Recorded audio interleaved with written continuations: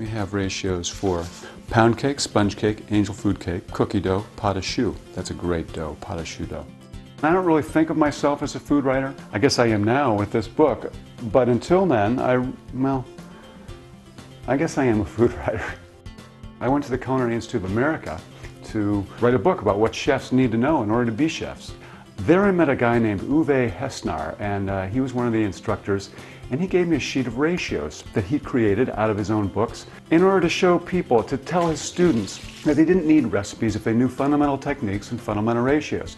I thought more people ought to know about this, and I set about creating a list of fundamental ratios that worked. Ratio teaches you about these fundamental techniques and how their varying proportions relative to one another change the product.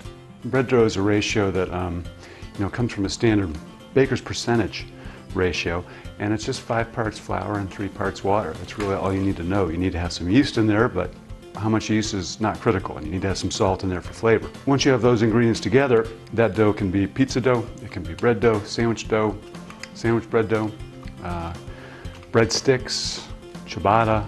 When you understand a ratio, it allows you to be flexible. It allows you to be versatile in the kitchen. It allows you to improvise. In order to use ratios, we need to use weights. In order to use weights, you need a scale. Scale is very important. It's one of the most important tools in the kitchen. I think if more people learn to use scales, cooking would be much easier. So I give also a lot of suggestions on how to use the ratios. What kind of breads? You can make an olive walnut fougasse, or you can make breadsticks or flatbread or pizza. One of my favorite parts about this book actually is the photographs, black and white photographs. I'm very proud of my wife for the work that she did with them.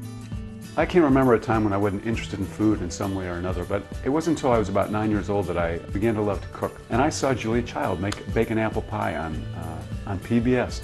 And that was a great thing about Julia. She made everybody feel like they could do it too, and so I did. It was terrible, but I love the process of doing it. I've been cooking ever since. James, I made some pizza. Yay, pizza! Will you have a piece? How's it, James? What I want people most to take away from this book is a sense of comfort in the kitchen, a sense of I can do anything. That sense that Julia gave me when I was 9. I want more people to cook, and I want more people to cook better. And you can cook better if you follow the fundamentals.